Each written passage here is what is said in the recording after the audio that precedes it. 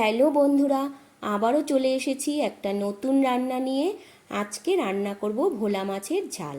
তার জন্য দেখো মাছগুলো ভালো করে ভেজে তুলে নিয়েছি। এবার এই তেলের মধ্যে আমি দিয়ে দিলাম একটা বড় পেঁয়াজ কুচি। পেঁয়াজটা ভালো করে ভেজে নিচ্ছি, লাল করে ভাজা হয়ে গেছে। এবার দিয়ে দিলাম লঙ্কা বাটা।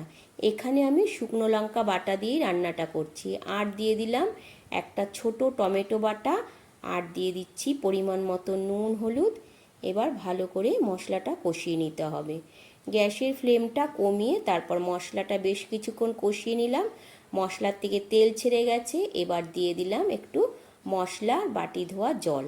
জলটা দিয়ে আবারও একটুখানি ঝোলটা ফুটিয়ে নিয়েছি। তারপর ভেজে রাখা মাছগুলো দিয়ে দিলাম।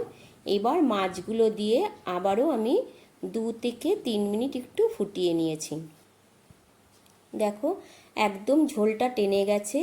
এবার আমি ওপর থেকে ছড়িয়ে দেব একটু ধনে পাতা কুচি। তাহলেই আজকের রান্না রেডি হয়ে গেল, ভোলা মাছের ঝাল। এবার আমি একটা প্লেটে নামিয়ে নেব।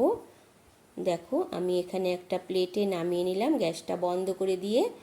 কেমন লাগলো বন্ধুরা আজকের রান্নাটা তোমাদের অবশ্যই জানিও।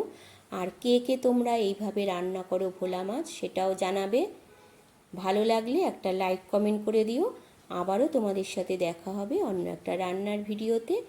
ততক্ষণের জন্য তোমরা সুস্থ থেকো, ভালো থেকো। টাটা বন্ধুরা।